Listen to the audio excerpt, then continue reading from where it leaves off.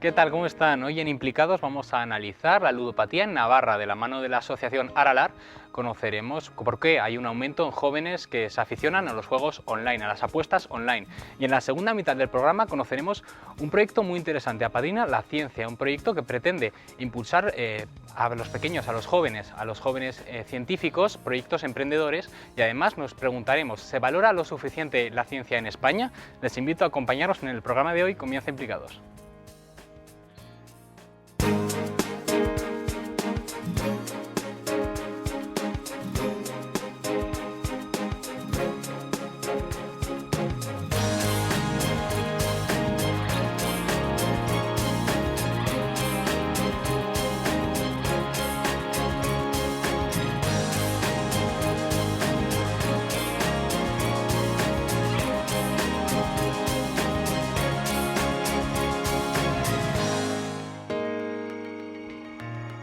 Hoy en Implicados, en nuestra primera parte, vamos a hablar, como hemos dicho antes, de ludopatía y en concreto del aumento de ludópatas jóvenes en Navarra. Nos acompaña en nuestro plató para hablar de este tema, para darnos esas claves, Sofía Pérez de Zabalza. Ella es psicóloga de la Asociación Ludópatas de Navarra, Aralar. Bienvenida, gracias por estar aquí. Gracias a vosotros.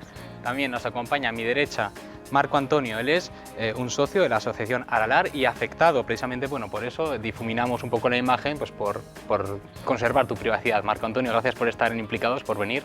Gracias a vosotros, buenos días. Y por último, a mi izquierda se encuentra Javier Ochandorena. Él es el presidente de esta asociación. Gracias por estar aquí también, Javier. Gracias a vosotros. Bueno, Javier, ¿qué entendemos? Pues, sabemos que un ludópata es una persona, bueno, pues que es aficionada al juego, pero ¿cuándo podemos decir que una persona tiene este problema? Es un ludópata. Cuando no puede controlar sus impulsos, lógicamente le vienen los impulsos de jugar y juega y hace lo que sea por jugar. Comentaba al principio del programa que uno de los temas que queremos centrarnos, sobre todo abriendo un poco la tertulia, es el aumento de ludopatía en jóvenes, en personas menores de 35 años. Antes de que me lo comentéis, me gustaría que viéramos algunas de las respuestas a esta pregunta que nos han dado diferentes personas en la calle. Porque la verdad la oferta cada día es mayor. Aparte de todos los juegos de azar que hay, ahora se han sumado los de apuestas deportivas también, que parece que son más inofensivos, pero realmente también enganchan a la gente. Imagino que será pues porque querrán obtener dinero fácil y al final el juego crea un poco adicción y no sé, un poco de emoción de si te toca o no te toca. Bueno, pues no sé una causa concreta, ¿no? Supongo que al final un poco pues el tener acceso a las nuevas tecnologías, el tener un poco pues acceso a internet, donde pues es fácil, ¿no?, de acceder a todo tipo de, bueno, pues de páginas, de apuestas, de juegos, de deportes y tal. Supongo que eso tendrá mucho que ver, ¿no? Porque al final por tema de lo que disponemos en el bolsillo para gastar, no creo que sea, ¿no? Ahí vamos un poco más justos. Supongo que sea la facilidad, la sencillez con la que puedes acceder y meterte, bueno, estas casas de apuestas que abren también ahora a nivel de calle, pero principalmente yo creo que más un poco enfocado al tema de internet, ¿no? Bueno, pues lo que es posible que el acceso a nuevas tecnologías y este aumento que hay no de aversión, sino de ganas de, un poco el riesgo de conseguir nuevas oportunidades o nuevos objetivos, pues debe creen que puede ser un objetivo para ellos, ¿no? Bueno, diferentes respuestas. Sofía, ¿por qué este aumento en los jóvenes? Como muy bien han dicho la gente, ¿no? Pues por una parte las características propias de la juventud, ¿no? La falta de percepción del riesgo, la búsqueda de sensaciones, que han nacido con estas nuevas tecnologías, ¿no? Por el ordenador, internet, y aparte por las características propias del juego, esa accesibilidad, el ganar dinero fácil, ¿no?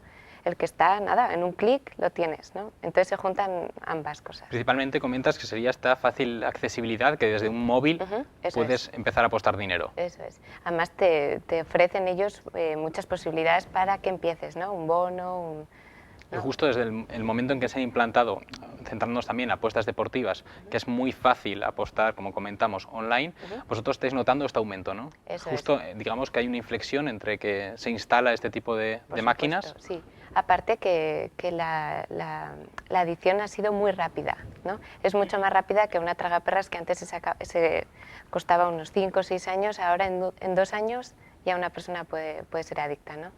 Cuando una persona se hace adicta, ¿el proceso de aceptación les cuesta reconocerlo? ¿Les da vergüenza o es a un familiar el que al final dice, oye, tienes un problema? Sí, de normal suele ser la persona que está al lado, ¿no? Que lo detecta, que le pilla, que le apoya para acompañarle, ¿no? Pero por ellos mismos cuesta reconocer el problema, ¿no? Javier, ¿qué diferencia podemos establecer entre este tipo, estamos hablando de una adicción, y cuando hablamos de adicciones, pues las primeras que se nos vienen quizás a la cabeza sean las drogas, el alcohol? Esta es una adicción diferente. ¿Qué semejanzas puede tener con el resto de adicciones? Como tú bien dices, es una adicción. Lo que pasa es que esta adicción, pues no hay sustancia. Entonces, como no hay sustancia, pues parece que pasa más desapercibida. Claro, a ningún ludópata se le ven los ojos rojos, eso está claro. Entonces, y dentro de la sociedad, pues bueno, es un hábito que no está mal visto.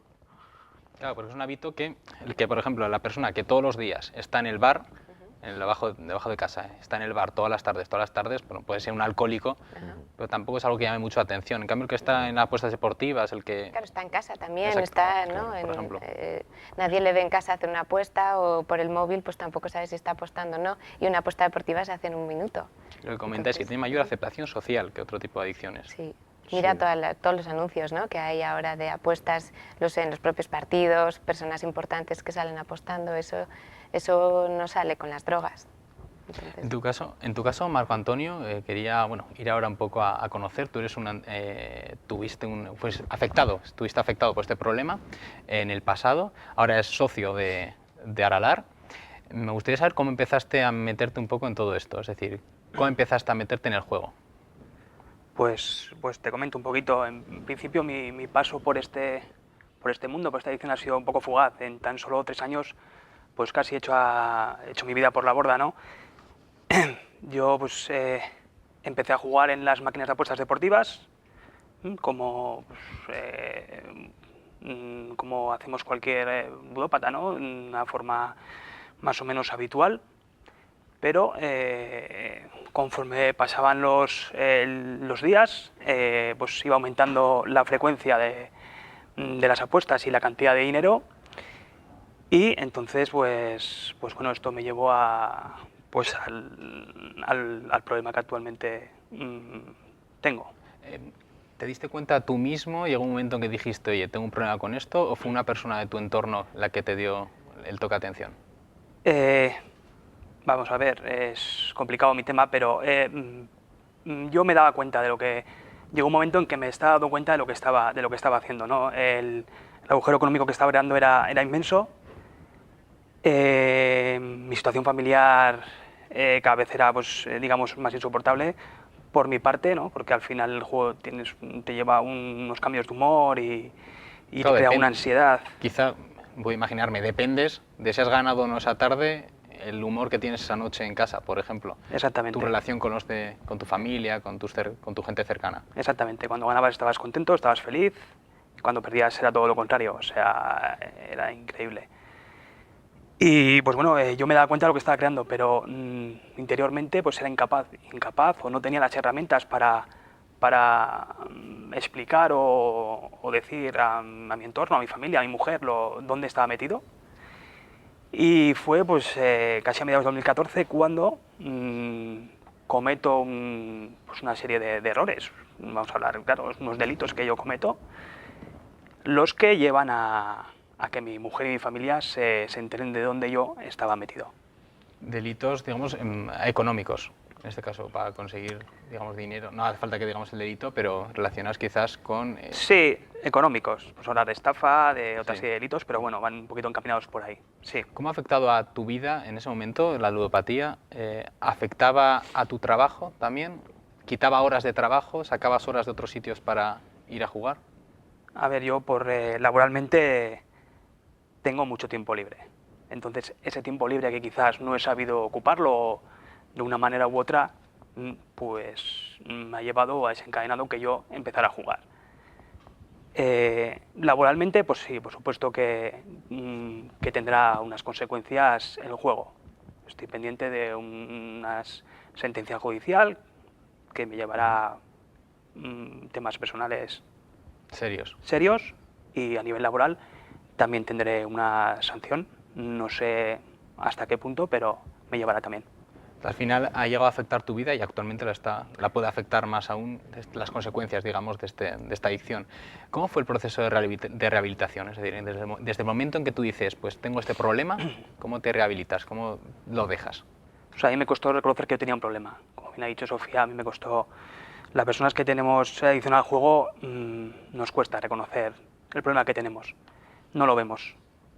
Entonces, bueno, yo a raíz de todo lo que pasó, mi hermana fue la que se movió y buscó la asociación, y desde septiembre pues empecé un poco lo que es la terapia que allí realizamos. ¿En qué consiste? Bueno, no sé si os la pregunto a vosotros igual, sí. Javier, para que me cuentes un poco esta terapia. Sí, ¿Cuál es el método? Previamente se hace, una vez que tenemos conocimiento de que llega una persona ya, se le hace la acogida. Es una explicación de lo que es la asociación, una toma de datos y demás. La realiza una trabajadora social o personal voluntario, y después pasa ya a diversas entrevistas con la psicóloga. Al final son otras 3 entrevistas en las cuales la psicóloga habla tanto con el afectado como con la persona de apoyo. Finalmente se llega a confeccionar un contrato en el cual se marcan las directrices en cuanto al tema económico, control económico, del cual se hace responsable también la persona que le apoya, y otra serie de premisas y barreras para que no vuelva a jugar. ¿Cómo controláis, en ese sentido, premisas y barreras para que no vuelva a jugar, pero cuando sale del centro o está en la calle, cómo controláis que no vuelva a meterse en un bar y apuesta? Eso es complicado. La asociación marca los remedios, pero luego cada uno tiene que aplicarlos. Claro. Entonces, cualquier ludópata de cualquier tipo de juego sabe cuándo va a jugar, en qué momento, en qué ocasión y lo que hace. Entonces, él se tiene que poner esas barreras. Si, por ejemplo, está acostumbrado a jugar en una máquina tragaperras o una máquina de apuestas en un bar, la solución es no ir al bar solo. Puede ir acompañado, tomarse un café, o puede ir a una cafetería donde no hay máquinas. O sea, se puede hacer. Y de hecho, se hace y se consigue. Claro, él tiene que poner también toda su voluntad para salir del problema, ¿no? Pero bueno, es relativamente, yo pienso que se hace bastante cómodo. Lo más difícil que se le hace al ludópata es el control económico. Control económico. Control económico. Pues su gasto puede ser, pues igual 4 o 5 euros a la semana. Y eso es lo que tiene que gestionar. Para evitar que lo invierta en máquinas. Si se toma al día un café y no sé, y se compra la prensa, pues eso, el euro y pico del café y el euro de la prensa, y no va a tener más. Entonces es importante, es muy importante. Se le hace muy duro al comienzo, luego creo que no. Luego ya hasta lo agradece. Y al familiar también se le hace duro, porque le tiene que controlar todo el tema económico. No puede llevar ni tarjeta, ni tener acceso a cuentas. O sea, todo eso tiene que estar totalmente controlado. Respecto al juego en sí, las personas que juegan, quiero que hagamos otra pregunta que hemos hecho y la comentamos. Las personas que juegan, que empiezan quizás, bueno, pues por el tema de ganar dinero, al final lo acaban de hacer por ese ansia de querer ganar dinero, o simplemente por ocio, por echar la tarde, porque es una manera de entretenerse. Estas son las respuestas que nos dieron a la pregunta. Realmente creo que la gente apuesta igual también por pasar el rato. Hay gente que lo hace por dinero, pero creo que más es el pasar el rato, porque si no, no se explica que estés ahí horas y horas jugando y gastándote un dinero que realmente necesitas. Hombre, algunos supongo que lo hará por ganar dinero, pero las apuestas nunca se sabe, ya sabes. Pues yo creo que es por el tema de ganar dinero, por de jugar con la suerte, y luego me imagino que eso al final también pues te obliga a repetir, y yo creo que es por eso más o menos. Bueno, un poco el tema de ganar dinero supongo que sea el motivo principal, ¿no? Luego habrá gente que, bueno, pues que tenga adicción y se engancha ahí como se pueda enganchar a cualquier otra cosa, pero el interés económico, ¿no? Hombre, pues supongo que todos los factores suman, ¿no? Pero supongo que el primer factor debe ser siempre, el objetivo es el ganar dinero, pero el hecho de que lo tengan tan accesible en las nuevas tecnologías, en los ordenadores, pues supongo que para les es muy fácil con los amigos pues gastar el rato de esta manera, ¿no?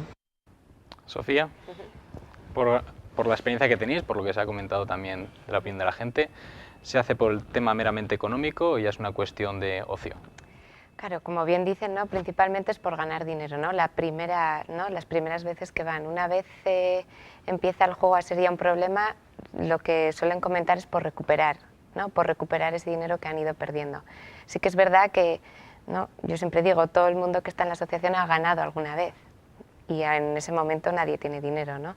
Entonces, claro, una vez ganan, de repente van perdiendo, entonces siempre les queda en la cabeza esa vez que ganaron, ¿no? Pues una cantidad alta de dinero, entonces van cada vez a recuperarlo, ¿no? A recuperar esa pérdida que tienen porque tampoco los familiares saben, ¿no? Entonces yo diría que la razón principal después es por recuperar. Sí. En tu caso, Marco Antonio, al ser también apuestas deportivas, ¿entiendes? Se entiende que también, bueno, pues está el ocio de ver el fútbol, ver el partido, ver las carreras de lo que sea y apostar. ¿En tu caso era más por el tema también económico, también había un componente de ocio? Pues en mi caso podemos decir que primeramente puede ser un componente de ocio, ¿no? Al tener tanto tiempo libre no sabía gestionarlo, no sabía ocuparlo con otro tipo de actividades y yo creo que empecé más que todo por ahí. Luego ya, una vez que ya te metes en ese bucle, empiezas a apostar, ya es un tema más meramente económico. Es como le llamo yo el embudo del jugador, ¿no? Es que ya solo juegas para recuperar ganar. lo que has perdido. Y también, bueno, por ese componente que comentaba Sofía, de una vez gané y quiero tener esa sensación o recuperar ese dinero que estoy perdiendo con ese pelotazo que di. Respecto a la ludopatía, es algo que da mucho dinero al Estado. El Estado saca muchísimo dinero al año gracias a las apuestas deportivas, a todo tipo de apuestas. Sí. Desde las instituciones, ¿cómo se lucha contra, te ríes Javier, cómo se lucha contra algo que da tanto dinero pero a la vez pues provoca tantos casos de adicciones? Pues bueno, pues... Si se lucha, si hay interés en luchar. Hombre, sí, sí. No se lucha. No se lucha porque lo primero que tenían que parar era esta publicidad escandalosa a todas horas del día, en todos los medios, incitando además con unas cantidades para comenzar a jugar. O sea, eso hay que cortarlo porque va a ser un desastre. Pero luego es curioso, pues el gobierno de Navarra estará recaudando probablemente pues unos 7 o 10 millones de euros. Anuales. Sí. Y para la ludopatía, pues bueno, pues nos llega una subvención. Somos la única asociación en Navarra, entonces nos llega una subvención de 14.000 euros de salud, 2.000 euros del Ayuntamiento de Pamplona, nos daban 4.000, este año nos han dado 2.000. Eso sí, hay que reconocer que, bueno, fue el gobierno anterior, pero bueno, a comienzos de año nos cedieron un local en San Pedro, hay que agradecérselo, pero vamos, nos han bajado la subvención a la mitad y con 18 o 20.000 euros lo tienen todo hecho. ¿Crees que el Estado, de todo lo que recauda, estos 8 millones, por ejemplo aquí en Navarra, 10 millones anuales, Sí, ¿no? sí. ¿Debería una parte grande, una proporción alta de ese dinero invertirse en aquello que están generando, que son adicciones? Por lo Sofía? menos para prevención. Nosotros Por lo menos pedimos para prevención. para informar a la gente de qué problema están ahora, ¿no? Porque hay muchos chavales que ni siquiera saben qué riesgos tienen, ¿no? Les están dando las máquinas, pero no les están diciendo qué puede pasar con ello, ¿no? Entonces, lo que pedimos ahora es que nos ayuden en ese tema, ¿no? A informar a los familiares también para saber cómo detectar esto, ¿no? Si su hijo pues, tiene problemas de actitud, de comportamiento, está preocupado, deja de hacer los deportes o las actividades que hacía antes, ¿no? Todo eso, claro, ahora se piensa, bueno, pues tendrá algún problema con las drogas, algún problema con amigos, pero no se sabe que puede ser un problema con el juego, ¿no?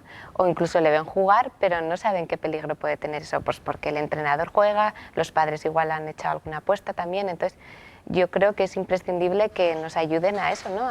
A dar esa información y a que puedan hacer algo también desde sus casas, ¿no? Comentas de chavales jóvenes, vosotros en la asociación no tenéis a menores de 18 años, pero sabéis, llegan llamadas por de información, ellos. sabéis que hay Sí. menores adictos al juego. Sí, sí. Nos llegan muchas llamadas de padres, de madres, oye, que me ha pasado esto con mi hijo, ¿qué puedo hacer? Que...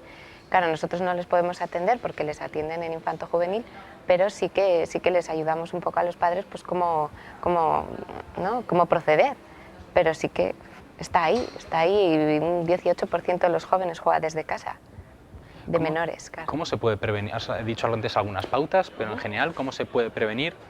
También prevenir a uno mismo, es decir, bueno, voy a acercarme a estas máquinas, ¿cómo tener esa precaución para no caer en esa espiral, tanto desde fuera como de la propia persona? Claro, es importante, pues, por ejemplo, la gestión económica, ¿no? El valor por el dinero, el que los padres pues, les ayuden a eso y les eduquen, ¿no? Con la gestión del dinero. También la inclusión de actividades, ¿no? Equilibrar un poco. Ya no es tanto que jueguen una vez, sino que jueguen muchas veces, ¿no? Entonces, equilibrar las actividades con todo lo demás, ¿no? Y la comunicación con los padres, si ven que se les está yendo de las manos o que los padres mismos se comuniquen con los hijos, les pregunten, ¿no? Se interesen por este tema. ¿Hay personas, Javier, con más riesgo que otras de caer en esta adicción? Sí, puede haber.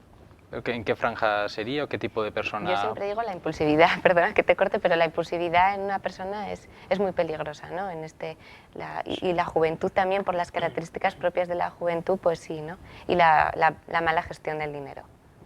¿Puede un rehabilitado volver a jugar máquinas de este tipo? O sea, en el futuro, una vez sea rehabilitado, ¿puede acercarse y volver a jugar? ¿No?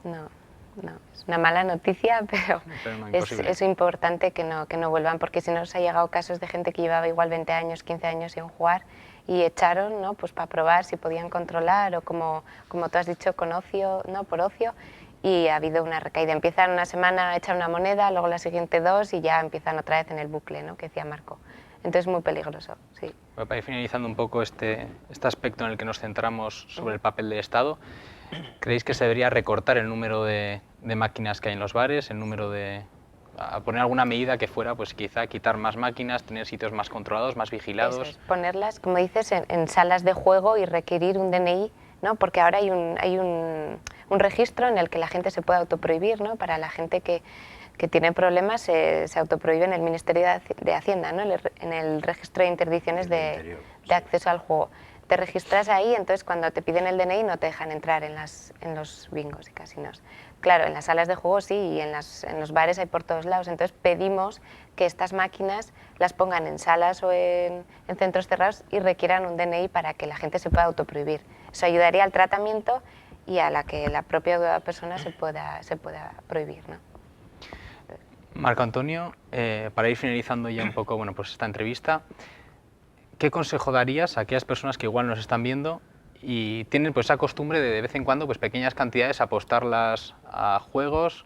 Me está viniendo a la mente que hay gente que incluso apuesta a galgos de Gran Bretaña, no tiene ni puñetera idea, pero esta gente que por hacer la gracia, por decir voy a apostar por el equipo tal, por equipos que no conozco, por a ver si hay suerte, ¿qué consejo les darías desde tu experiencia? Pues yo aconsejaría que pensase dos veces en echar esa moneda o en realizar esa apuesta porque al final pensamos que no os va a hacer daño, ¿no? Que solo es una apuesta semanal, pero que al final los impulsos, la impulsividad que tenemos y no sabemos controlar va a llevar a crearle esa adicción y yo sobre todo también desde aquí a las personas que igual nos están viendo o nos están escuchando y que tengan este problema, que reconozcan que tienen ese problema y que encuentren esa puerta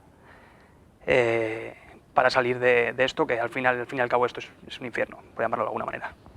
Por último, Javier, un consejo que darías a aquellas personas que están detectando que algún familiar va mucho a las salas de juego. Que acudan a la asociación. Un jugador sin ayuda no sale, solo no sale, necesita ayuda. Entonces, cuanto antes se le proporcione esa ayuda, mejor. Entonces, que se dirijan a nuestra asociación, tienen la página web, hay información de los teléfonos, hacemos nosotros también, en octubre pusimos la mesa el día del juego, repartimos cantidad de propaganda y demás, con arreglo a nuestras pequeñas posibilidades, pero bueno. Y por nuestra parte, pues decirte que, a pesar de que la administración no nos da absolutamente nada, lanzamos el año pasado un plan de prevención infanto-juvenil, se presentó al Ayuntamiento, Gobierno de Navarra, a través de Salud, no nos han ofrecido nada, hay alguna conversación. Yo espero la semana que viene estar en el Parlamento con los diferentes grupos en la Comisión de Salud, porque el año pasado aprobaron en el Parlamento una serie de medidas de todo lo que estamos hablando y se han traducido en nada. Se han diluido. Se han diluido. Entonces, a ver, parece que eran receptivos, ahora están gobernando ellos, pues vamos a ver qué nos ofrecen. Pero desde luego que sea...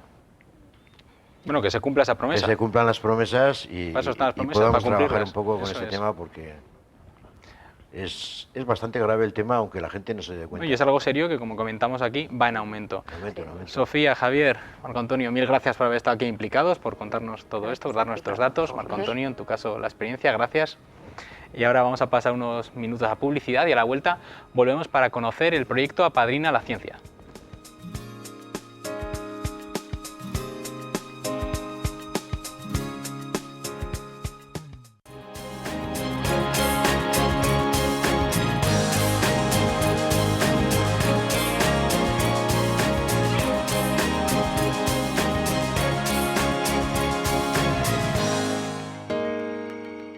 Decía Benjamin Franklin, el político e inventor estadounidense, no hay inversión más rentable que la del conocimiento. Nos vamos a hacer esa pregunta hoy ahora en Implicados. ¿Se valora lo suficiente la ciencia en España? Y además vamos a conocer el proyecto Apadrina la Ciencia. Nos acompaña en nuestro plató Gonzalo Beorlegui, él es embajador de Apadrina la Ciencia. Bienvenido, gracias. También nos acompaña Javier Armentí, él es el director del Planetario de Pamplona. Gracias por estar implicados. ¿Qué tal? Muy buenas. Y por último, a mi izquierda se encuentra Joaquín Sevilla. Él es presidente del Club de Amigos de la Ciencia. Gracias por estar implicados. Bueno, Javier, ¿por qué, Joaquín, se valora lo suficientemente? Vamos a abrir un poco el debate con la pregunta inicial que abríamos la introducción. ¿Se valora lo suficientemente la ciencia en España? Bueno, cuando se pregunta así de manera genérica, sí se valora. Los científicos en las encuestas que se hacen de valoración de profesionales salen siempre en los puestos más altos. O sea que socialmente sí que hay un cierto reconocimiento de la actividad científica, pero luego cuando vamos a los presupuestos, a valorar realmente en euros, que es como se valoran las cosas de verdad, las cosas distan mucho de estar donde esa valoración inicial ciudadana. Midiendo la valoración en cuanto a términos económicos. Efectivamente. La verdad es que la inversión en ciencia en España y en el mundo entero, o en el mundo occidental, desde la Segunda Guerra Mundial, había crecido de manera ininterrumpida, a veces un poquito más, a veces un poquito menos, hasta esta última crisis. Y desde ese momento se ha tocado un techo y estamos para abajo, todavía sin tocar fondo. Y en concreto en España los presupuestos de 2015 son equivalentes a los de 2006, 2005. O sea que hemos retrocedido una década. O sea, estamos en la situación de financiación de hace 10 años. Por hacerse una idea general. Javier, ¿por qué esta inversión tan escasa en España y en este ámbito? Bueno, evidentemente porque no se ha considerado por parte de los gobiernos uno de los temas prioritarios.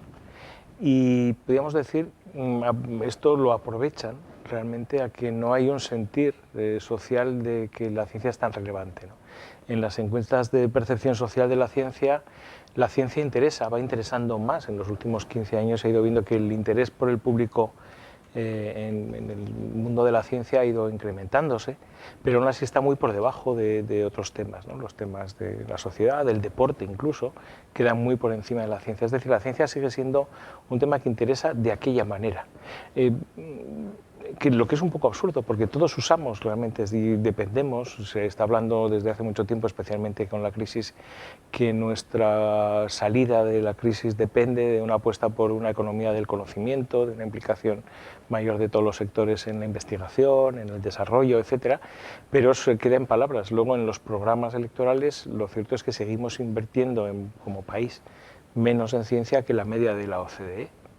Y desde luego mucho menos que el promedio de la Europa aventajada, ¿no? La respuesta a la crisis desde 2008, sobre todo a partir de 2010-2011, ha sido justo la contraria que otros países que han incrementado. Alemania, Inglaterra, Francia han incrementado sus partidas de PIB, de presupuesto dedicado a la ciencia, y España, sin embargo, lo ha disminuido. Comentas que se invierte más en fútbol, por ejemplo, que en ciencia, en deportes. Bueno, desde luego, si vemos en los clubes de primera, todos los clubes de primera tienen un presupuesto anual mayor que cualquiera de las grandes instituciones de investigación de nuestro país. La que más inversión tiene creo que es el Centro Nacional de Investigaciones Ecológicas, y creo que tiene un presupuesto equiparable al de Villarreal. Este es el hecho. No estoy hablando de los sueldos de los científicos, estoy hablando del presupuesto anual. Si entramos a los sueldos ya... Si entramos a los sueldos, años no tiene nada que ver. sucedería, ¿no? Decía Albert Paul, es investigador del Instituto de Investigaciones Biomédicas Auguste Pi Sunyer, la semana pasada en el diario.es, en una entrevista, decía: el gobierno no ha recortado en ciencia, ha arrasado. Tan dramático es como para decir no ha habido recortes, se ha arrasado con esto. Es que yo creo que en cierta medida sí. O sea, puede resultar muy exagerado. Yo antes decía que hemos bajado al nivel de hace una década. La cantidad total de inversión, o sea, si se invertían en el máximo 100, pues ahora se invierten 70 o 65. No es, en principio no parece tan grande. Sin embargo, si nos damos cuenta, quizá un buen símil sea lo de los árboles frutales. Cuando tienes una sequía, pues quizá no te den fruto, pero por lo menos tienes que regar para que los árboles no se mueran. Si la sequía es suficiente como para que se te muera el árbol, entonces no solamente es que no tienes cosecha ese año, es que has arruinado el campo y no tienes cosecha en el futuro.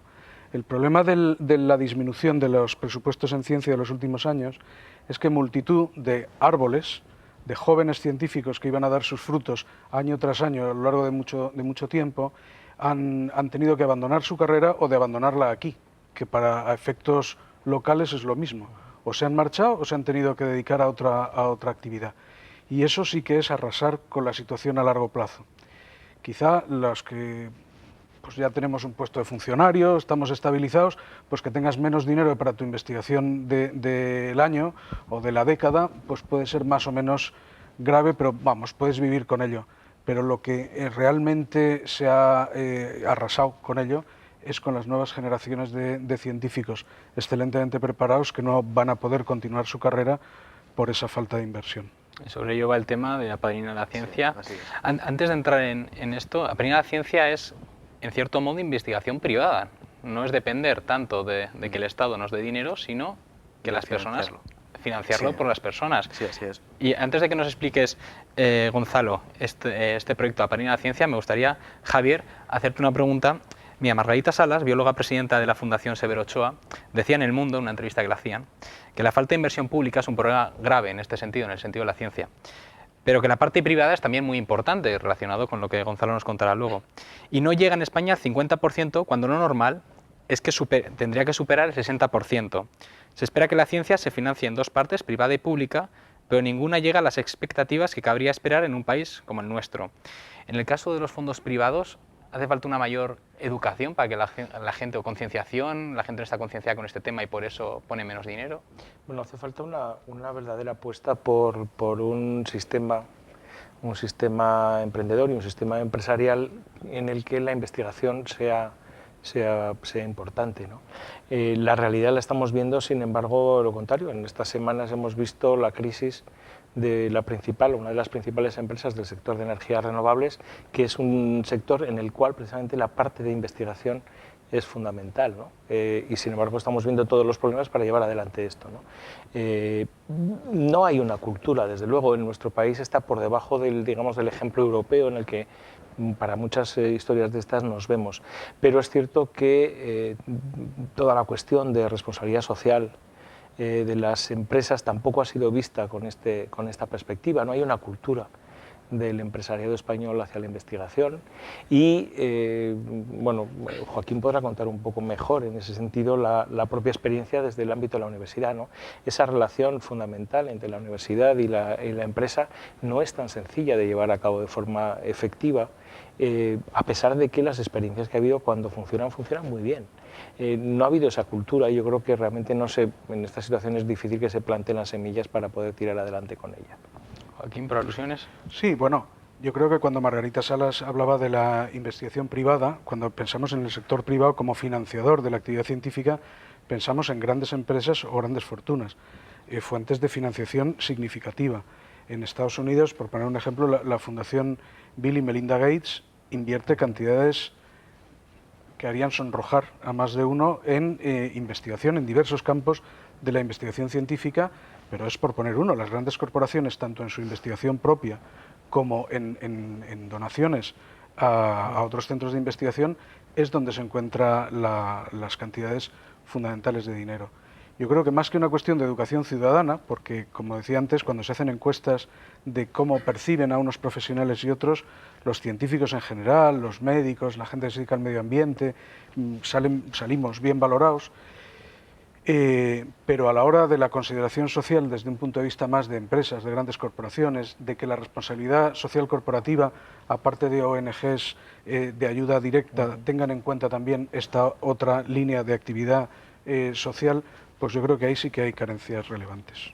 Bueno, sobre este tema ahora sí, Gonzalo, nos vas a explicar un poco en qué consiste este proyecto que llevamos presentando a Padrina la Ciencia, pero antes me gustaría que viéramos el vídeo que habéis realizado para concienciar un poco sobre ello.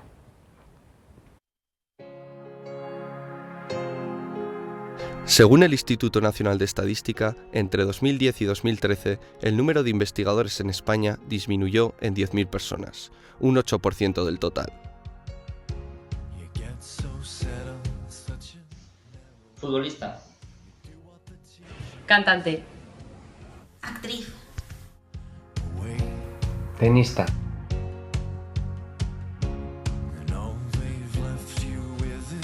¿Por qué? Porque realicé un estudio sobre biodiversidad marina, pero no encontré financiación. Pues porque no encontré fondos para llevar a cabo mi proyecto de limpieza fluvial del Ebro. Porque hice un estudio sobre los movimientos poblacionales y las relaciones interétnicas, pero no encontré medios para realizar un trabajo de campo más profundo. Porque el proyecto que realicé sobre el aprovechamiento de la energía solar en los hogares no tuvo apoyo.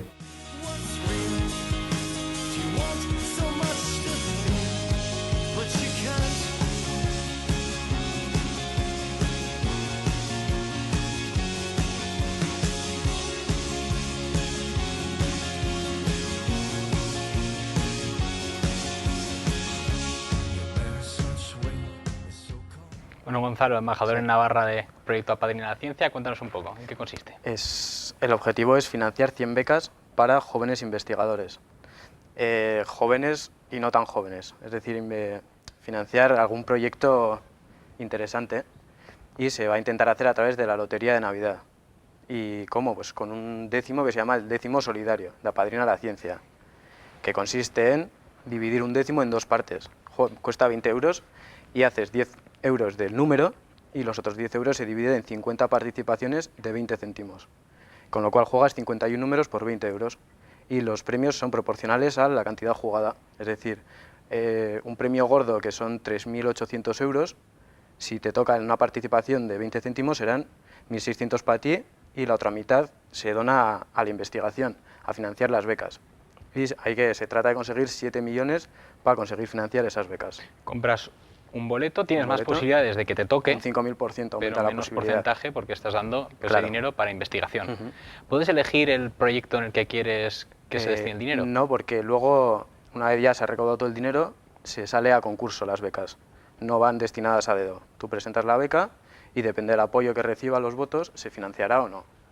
Es decir, es una subasta.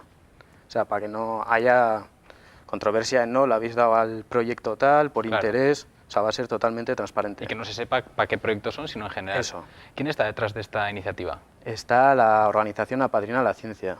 Es una organización sin ánimo de lucro que reúne a diversos científicos del CSIC que de manera altruista han decidido crearlo para poder ayudar a jóvenes investigadores. Con becas para que saquen adelante sus Claro. proyectos. Hay una imagen de muchos famosos, podemos ver en pantalla a Iñaki Perurena, creo, Sí. haciendo este gesto, ¿no? Sí, que es eso, embajador. así con los ojos. ¿Qué significa este gesto que están haciendo los famosos para apoyar vuestro proyecto? Que es el símbolo de infinito. Es el símbolo Apadrina la Ciencia, que significa que la ciencia es infinita, o sea, que no hay límite para la investigación.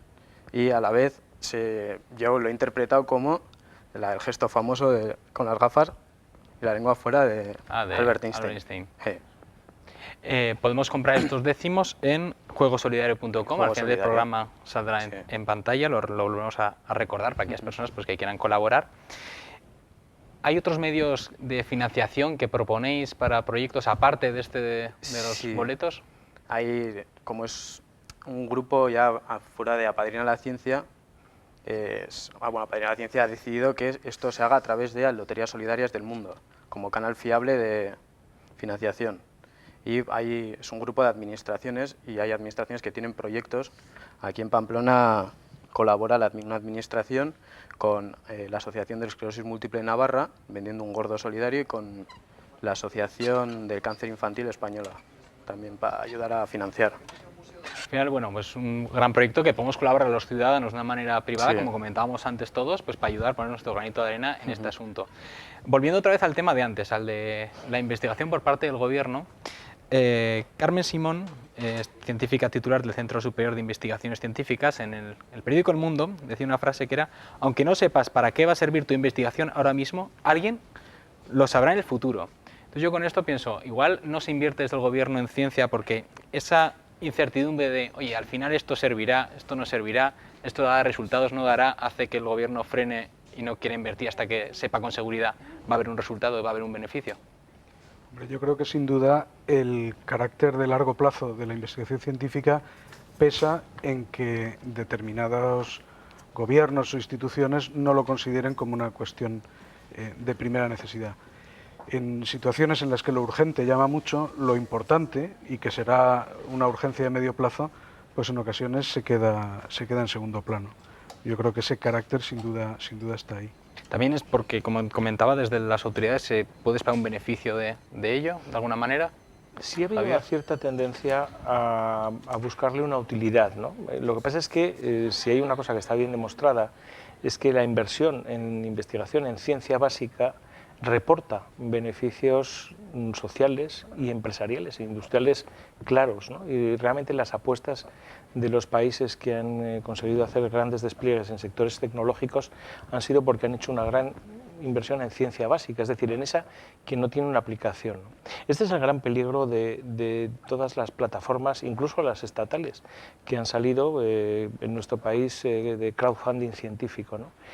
Que se apela mucho a un aspecto emotivo, que no está mal, de implicarnos en ciertas investigaciones, de la utilidad de esa investigación, pero que olvida que hay otras investigaciones quizá no tan llamativas, quizá no tan sensibles como las relacionadas con el tema de la salud o con el tema de cooperación o el tema ambiental, pero que son realmente fundamentales y que si no se invierte en ellos, y sobre todo quizás el gran planteamiento que nos hacemos muchos, y es que la investigación debe tener una prioridad establecida por criterios objetivos y no emotivos. Es decir, la investigación hay que hacerla por estrategias de Estado del nivel más alto y tiene que ser una investigación, por lo tanto, que no puede estar al albur de la buena voluntad de las buenas gentes. Sí, a propósito de eso que decía Javier, hay una frase que se repite mucho, no sé quién es el autor original, que dice que no es que los países ricos inviertan en ciencia, ¿no? Son también los que invierten más en ciencia, sino que los países que más invierten en ciencia son los que son ricos después. O sea que esa correlación que se puede ver entre que los países que más dinero manejan son los que más invierten en ciencia, la relación causa-efecto es la contraria. No es que invierten mucho porque lo tienen y entonces se pueden permitir ese lujo banal, sino al revés. Porque han invertido mucho en ciencia, invierten mucho en ciencia, son ricos y mantienen ese nivel y esas posiciones de cabeza. El tema de que no haya, digamos, inversión en ciencia y que haya habido recortes, lo que supone es un estancamiento en cuanto a ciencia o un retroceso científico grave, ir para atrás. Es lo mismo. O sea, si tú vas en una carretera y te paras, no solamente te has parado, sino que vas detrás de los otros coches. El resto del mundo no se ha parado. El resto de la investigación científica no se ha parado o no tanto, o no al mismo ritmo, ¿no?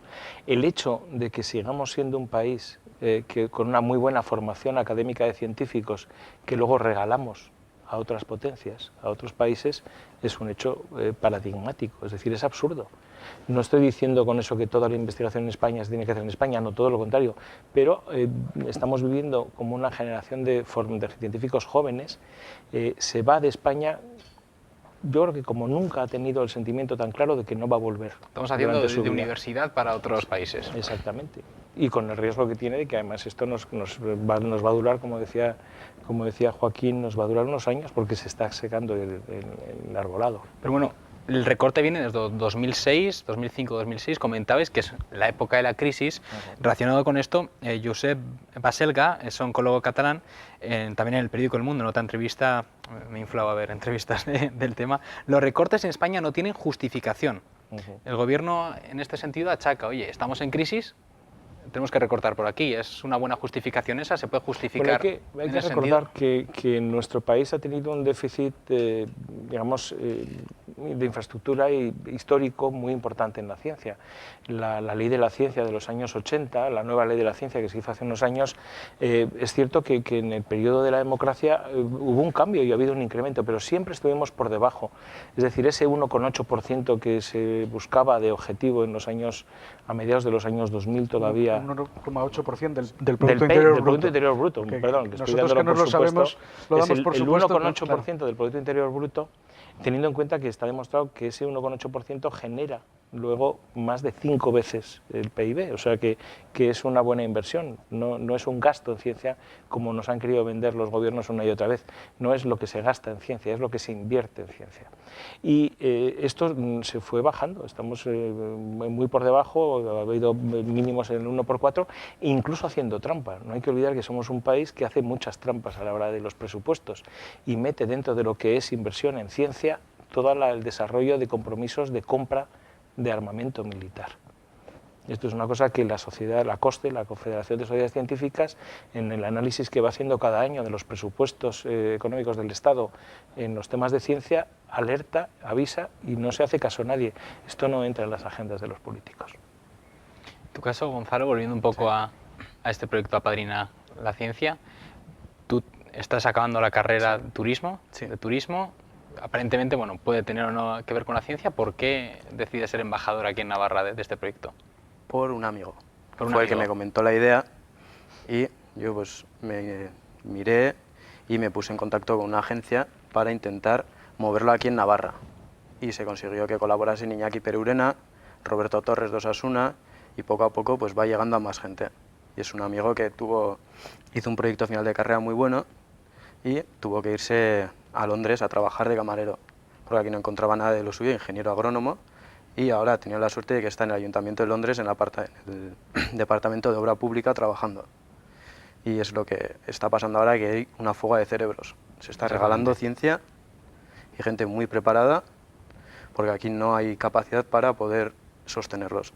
Aparte de ese retroceso científico, y aparte de esta fuga de cerebros, como sociedad, para concienciarnos un poco, ¿cómo nos afecta el que no se invierta en ciencia, Joaquín? A nosotros en nuestra vida cotidiana, ¿cómo nos afecta esta no inversión? Pues en el día a día, como decía antes, el tema de la investigación científica es que va dando los resultados a medio y largo plazo. Entonces, dejar de financiar hoy no genera ningún problema mañana, pasado o al cabo de 1 o 2 años.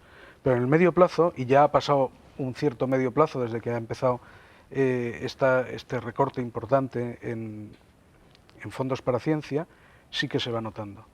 Lo comentaba antes Javier, una de las principales empresas de ingeniería y que había basado mucho su desarrollo en las energías renovables en los últimos años, ha entrado en preconcurso de acreedores recientemente, en gran medida porque no es que haya que subvencionar a la empresa, porque los proyectos de desarrollo basados en las actividades que desarrollan se han cortado, se han venido a nada, y entonces pues lo que estamos viendo es, con un ejemplo como ese, es que el modelo de desarrollo del país va a dejar de tener empresas de ingeniería, proyectos de energías renovables, proyectos de futuro y basados en el conocimiento y la tecnología, y vamos a ser cada vez más pues, la Florida de Europa, ¿no? El país donde vengan el resto de los europeos a jubilarse y donde nos dediquemos a la hostelería y a la paella, que nos da muy bien. Comentabas eso, principalmente ese punto, ¿no? Que a corto plazo no, pero que a largo plazo sí que nos afectará. Vamos a recordar en pantalla juegosolidario.com, la web, para aquellas personas que quieran participar del proyecto Apadrina la Ciencia y comprar... Bueno, .es, juegosolidario.es, vale, no es .com.es, pero bueno, para aquellas personas que quieran colaborar con el proyecto Apadrina la Ciencia. Mil gracias, Gonzalo, Joaquín, Javier, por venir aquí, por estar aquí implicados, y a todos ustedes les esperamos la semana que viene aquí a la misma hora. Pasen una feliz semana.